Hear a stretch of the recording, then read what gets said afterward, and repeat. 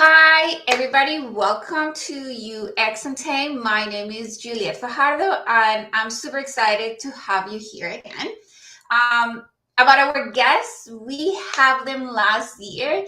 He talked to us a little bit about what is to work in different startups.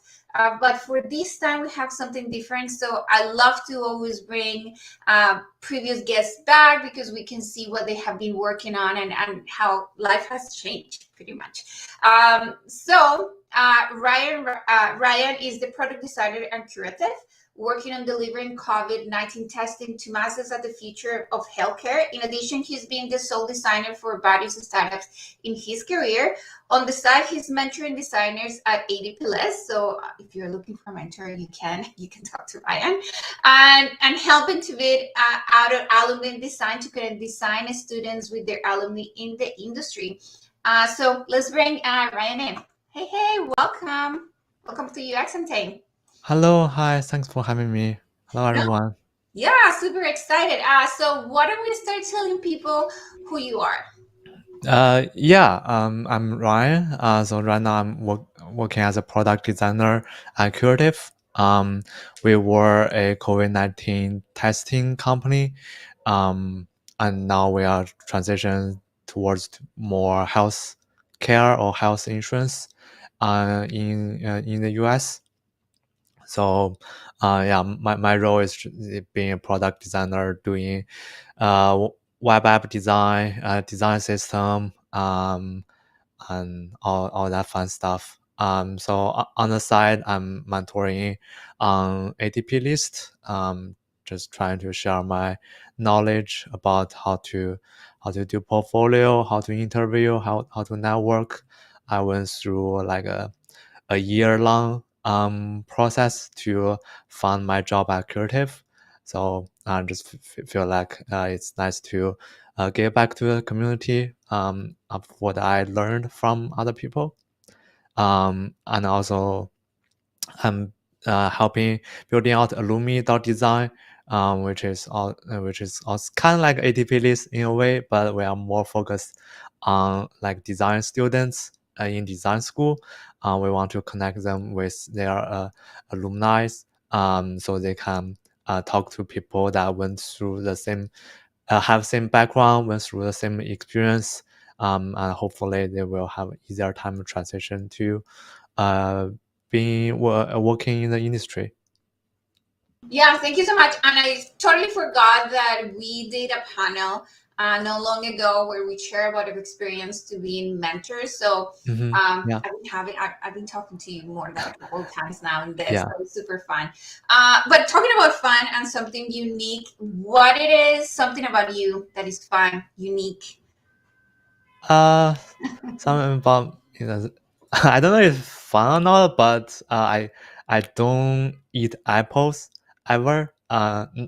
Maybe when I was super young, but just because I will get goosebump by eating apples or listening to other people eating apples. So apple is pretty much a no for me.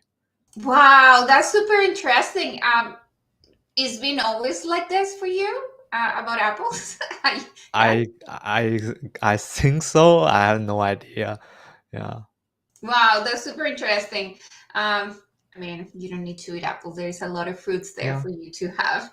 And I know that both of us, and you have shared a couple of times, how did you ended up in design? But for today podcast, I thought that it would be like a good idea to kind of rewind and tell people how did you ended up as a UX designer? Mm-hmm. Yeah, for sure. So I went to Emily Carr University in Vancouver, Canada, for interaction design. Interaction design is just all about UX UI. So the reason why I chose it was just because I really enjoy tinkering technologies like computers, iPhones, like jailbreak them, tweak the functions, change the icons. I do all that sort of stuff. And UX UI design is kind of like, for me, it's a combination of trying to make things the way I want, the and the way I wanted it to looks, but also I wanted it to functions with the help with the from technology. So yeah, it's pretty much the perfect combination for me. That's just how I got into the design and started doing doing the product design side stuff. And I think something interesting, maybe because a lot of people that I have met during my career as a designer have transitioned from another career, but you've been always in design. So for me, I think on Saturday we were in this in-person event from the Vancouver Check-in, and that was interesting for me that the three panelists, all of you, didn't switch careers. They've been always in design. So that's pretty interesting for these days too. Yeah. Yeah, yeah, it's a funny, like all three panelists are from Alumni, so Yes. I guess that's just kind of how it is. Yeah. Otherwise we wouldn't go to Alumni for design. Yeah, that's super fun. Okay. Um, so you share a little bit about that where you work, but can you take us a little bit more in depth about what you do, like a day to day, and what is the role? What is your role as a product designer? Yeah. So like I mentioned, my company focused on COVID-19 testing. So we used to develop our own tests. Now we use other companies' tests, but we run our own sites. We hire our own people to run them, and we have our own lab to process those tests. So my um, previous responsibility was design mainly focus on the public facing website to allow people book their appointments, like choose which location they want to go to and what tests they want to get. That was my primary focus, and I also need to um, design a little bit of the internal tools to allow site manager to run their testing sites, and also the software that the lab is using to process those tests. And being like the only designer in the company, I also need to carry the sort of responsibility for like make sure the marketing side of things works. Although we hire external agency for most of marketing work, so I'm just being there to provide feedback or guidance on certain design direction. But yeah, it's just a lot of things happening for me. Oh, Now, yeah, cool. sorry. Yeah, now we are transition to more healthcare related. My role is still mainly focused on product. So whatever the tools we are building for healthcare, but also again trying to balance all different kinds of ask from different parts of the company.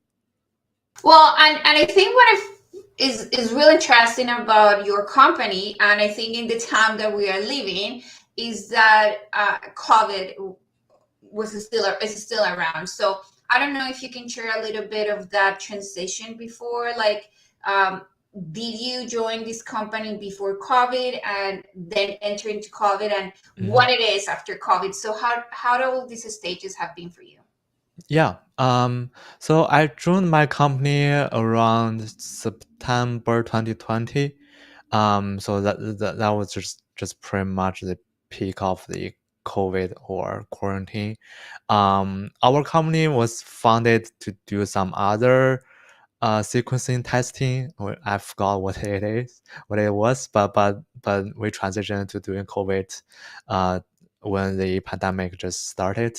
So I brought on a team to design like the second version or redesign the website we had before.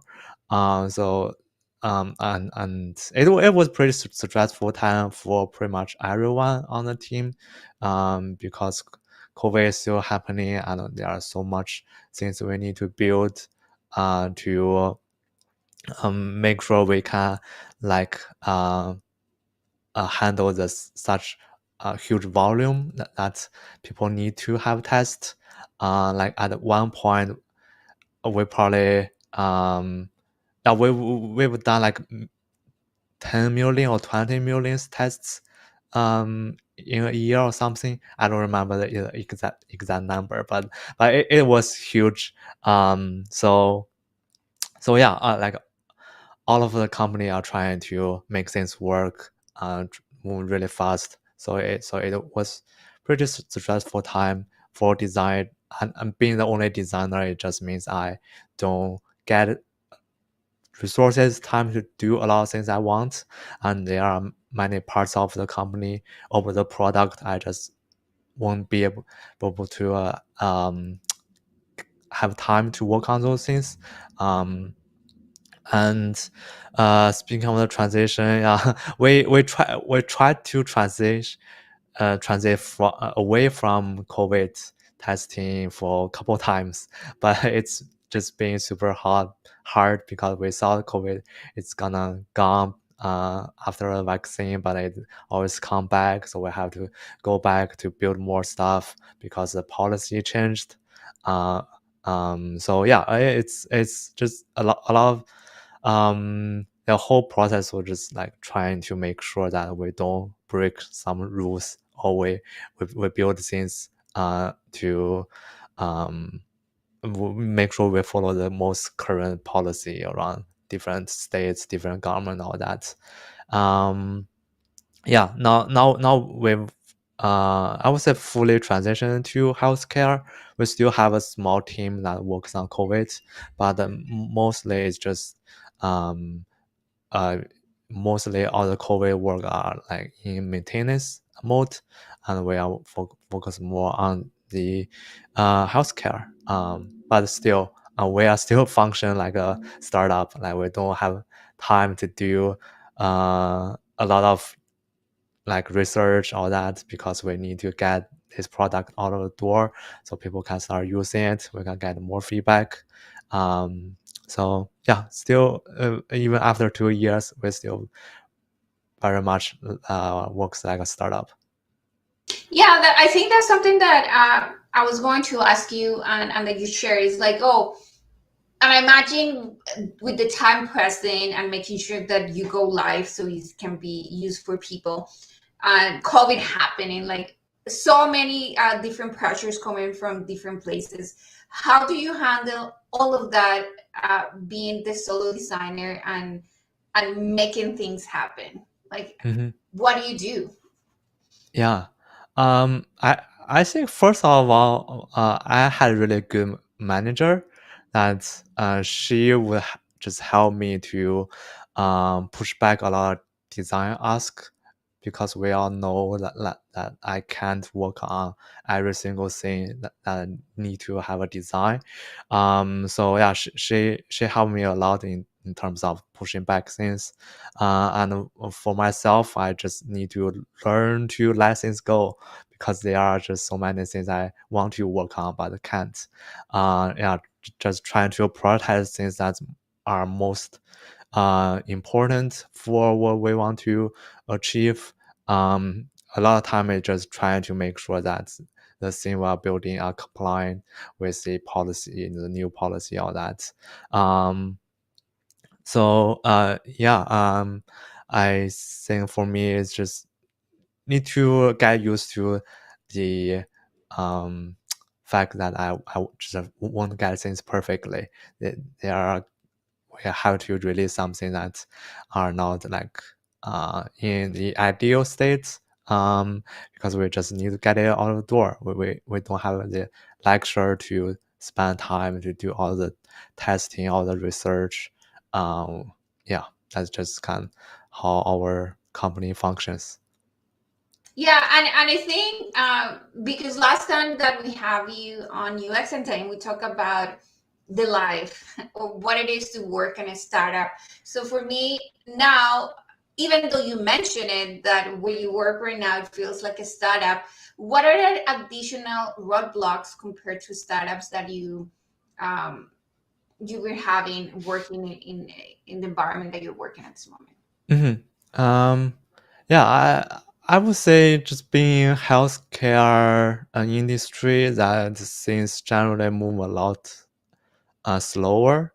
Um, like on the legal side, they are more strict about um, certain language when we are able or we are not able to use, or certain information we can gather from people, or certain things that we can tell people. So yeah, so the legal um, approval process is always much longer than what we had before, or what I used to.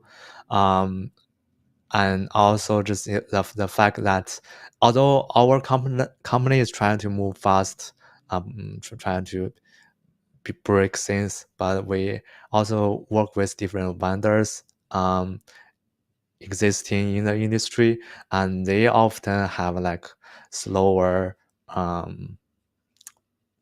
how do I say, process time, or slower response time, or they just their product are usually on like older network or older technology. We just have to find different ways to make sure they uh, works the way we want them to be.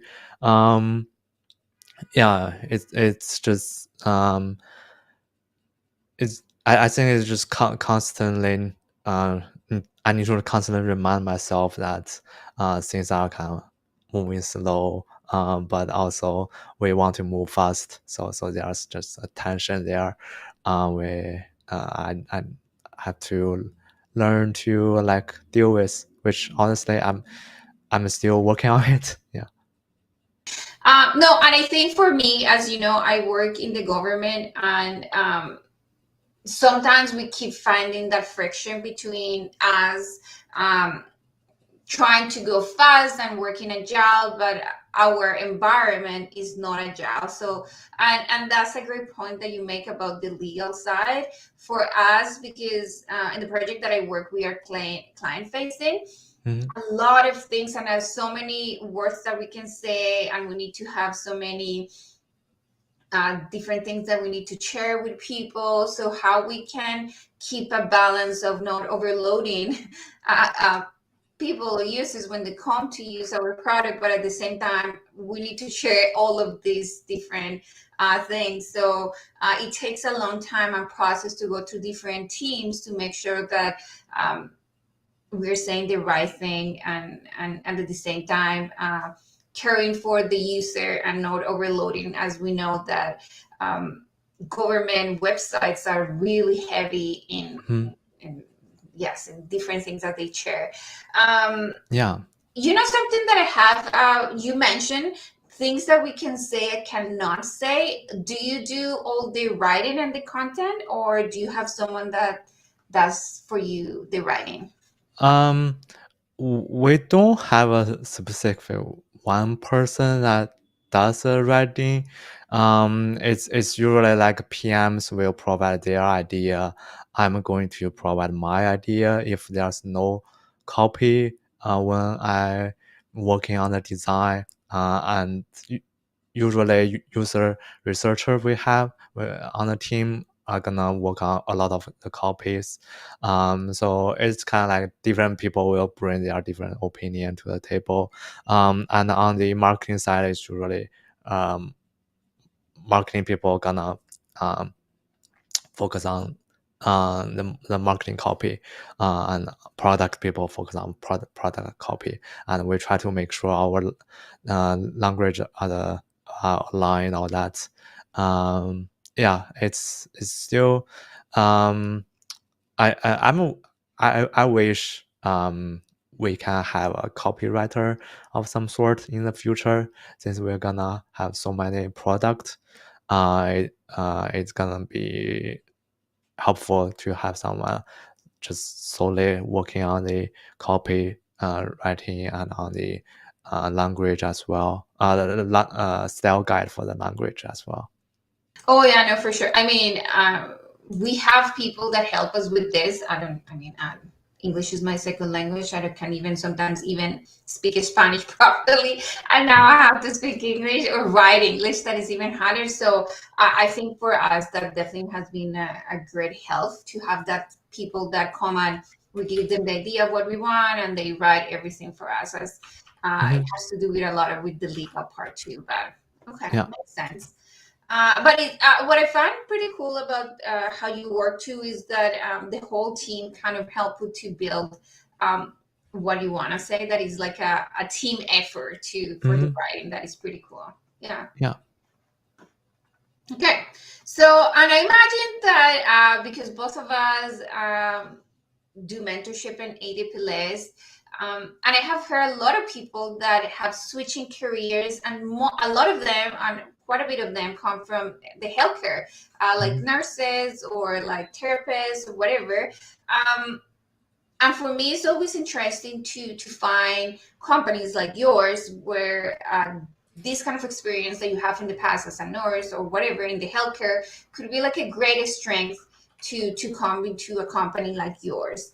Um, how do you help or how can you guide people is to find a job like something like you do based on their like past experience? Is that something that will help them to find a job like in the healthcare or not? Yeah, I met a couple people on ATP list ask me about like they were working as a like, nurse um or something else in the healthcare industry and want to transition to UX design and what they should do. I think it's really helpful to have relevant experience, especially if they care about like the experience and they care about the healthcare. They probably already seeing a lot of problem in the industry. They already like uh, pay attention to a lot of stuff happening that they might be able to change with design. So I think that itself is already helpful to allow them to like speak with the companies when they interview, show their passion, show their ideas, show how they are like um, their experience working in the industry allow them to better understanding how things are working, how what different parties in the industries like how they are working together. I think that itself is very valuable, especially um, in for US healthcare. It's just, there are so many things uh, that doesn't always make sense to people that are outside of the industry. So I think by knowing some of those um, challenges, it's just gonna be extremely helpful. Um, Although you still need to learn all the basics about design, doing projects, doing practice your design skill, get feedback. You still need to go through all of that. But having the previous experience or relevant experience, um, it's gonna help you a lot when you're interviewing with companies. Yeah, no, that's a great point. It's like you need to be aware of what you used to do before and how you can bring that into the conversation when you are interviewing. Uh, but before we go to kind of the tips, I know that you mentioned at the beginning uh, that you like to mentorship to share your experience about how did you find a job. I know that this is not the topic for today, but I find that it's a topic that people new into coming into design, or people who is wanted to change jobs or looking for a new job, they're always interested to know. So how did you landed your job, and if you can take us a little bit on the steps that you did? How did I find my job? Yes, how did you find Yeah. this last job? Hmm. Yeah. So yeah, like I mentioned, I spent a whole year try to do it. So that's a lot of like talking with people, get feedback on the portfolio, updating the design of it, and try to improve my interview skill by doing more practice, and go to different events, talks about like interview or job searching, all that. So yeah, there are definitely a lot of like learning from other people. Um, I think eventually I just got lucky. I chatted with a mentor on ATPList, Yuan Wang. I, s- I don't know if she still mentors on ATPList, but she really helped me with my interview skill, like how I can better tell a story about myself, about my strengths to show that during like interview. Also, she just kind of refer or send me the job posting of from Curative to me, and say if I want to apply, and I apply and just had a really good like interview with my previous manager, and then it all just kind of went well after that. One thing different this time is I did a like 2 weeks contractor role as part of the interview process. So that really helped me to show my strengths of working with timeline, with uh, limited guidance, or limited resources or data about the problem. Um, yeah, that's for, to me that's a lot better than like doing whiteboarding or doing take-home challenges, which I always struggled. So yeah, eventually I feel like I definitely got lucky there, but I also spent the whole year trying to improve my skill, learning from other people. So yeah, you definitely still need to put in the work. Yeah, exactly. And I think that's really important to mention. And when you said I spent a whole year building my skills and practicing and talking to people and going to events, that even though maybe it looks like you were lucky, you were working towards that. For a year, yes, like you met the Mhm. right people, you start talking with people, and when you start mentoring someone and talking to someone, you can kind of know their skills, and you said, okay, I know what you like, I know what you will be good at, and that's how that person brought this job to you, because it's like, I think this will be your right fit. So I Mhm. feel like you trained for a whole year to land this job, and I think that's a cool thing to do. Like they give you like 2 weeks where you can show a little more of your skills, like you can develop relationships and see at the end of the day if you will like the job, because it's not just if Mhm. they want to hire you, but do I like the environment that I work in, do I like my teammates, I don't know. And I think that's pretty cool. I have never heard like 2 weeks Yeah. kind of yeah, see how it Yeah. goes, and yeah, that's pretty cool.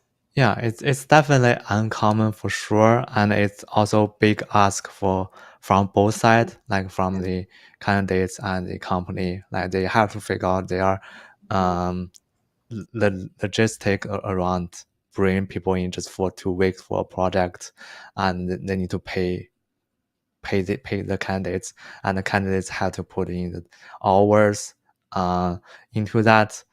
Usually, it's on top of their full-time day work.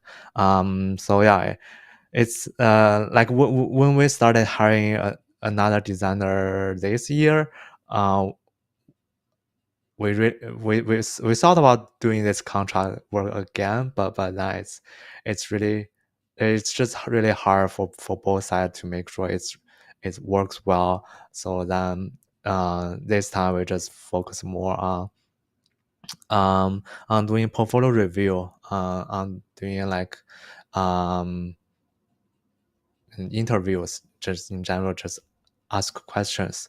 So in the end, it took us a really long time to find the right person, but in the end, we got it. So it's funny for me. I got a chance to sit in the other side of the table, interview people, looking through your portfolio, and think about the whole hiring process. It's also not an easy thing for company to do as well. So, so yeah, somehow hiring is hard for both sides, and everyone is having trouble find a job or find person to hire. Thank you. Okay, so we talked a little bit about you going into design, now working in the healthcare industry. You mentioned a little bit some of the distinctions between the starting a startup and the healthcare. You took us through your journey of finding this job, but I imagine a lot of people is wondering if any tips, and I know that the steps sometimes are so unique to our stories and are unique to who we are. But any tips for people that would like to work or be part of the health care industry as a product designer? Tip for people want to go into healthcare. I feel like I don't really have any special tip for people just want to get into healthcare, but more just tip in general for all designers, like or for all designer try to find a job right now. It's at the like we all heard all the layoff, all that hiring freeze, all that. So it's definitely not an easy time for everyone, for sure. But also generally summer is a slower time for companies to hire because people go on vacation for like 2 weeks. So everything already moving slow. Plus the economy is not doing so good. So yeah, for people trying to find a job right now, it's definitely a lot harder. And you're probably gonna spend more time than you usually might.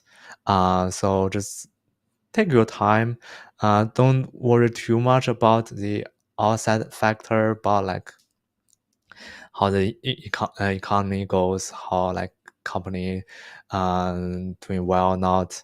Just try to spend more time on yourself, on your portfolio, on your networking skills. Like try to spend more time talking with people, meet new people, ask about their experience, get to know each other, and yeah, try to do the things that you can control, or within your control, and just don't worry too much about the bigger industry that you probably never going to able to control in any sense.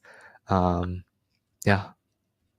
No, I love that one because I feel like when you start seeing the news and see so many laid off and people not hiring, companies not hiring, then you start worrying like, what can I do? But nothing. I mean, there's nothing that we can do about what companies do about laid off. But there is so many tasks or learning or meeting people. This is under our control. So it's always thinking, what is on my power to do that I can do today, and it will build for me tomorrow for finding a job. And I think some of the things you mentioned is just keep meeting people, keep connecting, keep growing in your skills, keep practicing. So whenever is the time for you to start landing interviews, you're ready for that instead of worrying about I'm going to get fired. I mean, you need to get first a job for that. So whatever Yeah. is under control at the end of the day. Yeah, definitely. And the good thing about right now is because there are so many layoffs and there are also many people are willing to help. So if you, even though you didn't get laid off, you are just looking for a new role, there are still many people willing to help, whether like improve your interview skill or give you feedback on your portfolio. If you just reach out on LinkedIn, on ADPList, I'm sure you will find people to talk to. And I mean, and this is how we ended up meeting and how we met you and brought you into UX and Time has Mhm. been always community, and it's something that we mention. I think every episode is the power the power that community has over your career, and how people around you can help you to keep growing and keep challenging yourself to get better.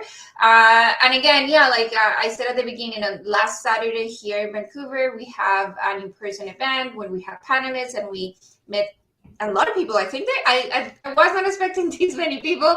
So there was a lot of people that we had the chance to meet and mingle. And I mean, this is what is so cool about this community. And for me, that's been always that I love and I care and I keep telling people, please take advantage of all of these free events, free communities for you to go and give, because at the end of the day, it's not that I'm just taking everything for me. Yeah. Me just talking with someone else, we're giving them the chance to meet each other and exchange ideas and see where we can go. And for you, again, a great example is how you found your job, and I feel like is I don't know if it's something Mhm. even better example for the power Yeah. of the community. Yeah, definitely. And I will self plug here for my website. It's designerslack.community, where I list all kinds of communities for designer. Not strictly on Slack, but because there are many great communities on Discord as well. So yeah, if you can find pretty much communities for any niche of design or any location, if there's one. So yeah, join those community, like getting involved in the conversation. I know a lot of people don't really know what to say in those community, but even you don't know what to say, just looking through things like um, uh, react to stuff. It's always it's also good. Like if you saw some articles, some resources from other elsewhere, that you can always post them in the community. They usually have like a shared resources channel. Try to put them there rather than some other random channel follow their rules. All that. Uh, yeah, just start your networking there. For me, it's a lot easier to type stuff rather than talking with people, especially in like bigger group. So yeah, that's pretty much how I started my networking in different Slack communities. No, and I love it. And I put the link somewhere over here so you can go and find it. And yeah, I don't know what I didn't know about this website before, because I look at it, it's like, oh my goodness, pretty cool. You have like all the communities and so many yeah, like you were saying, depending location, what are you looking for? Like you have so many. So thank you so much for the resource and putting that together.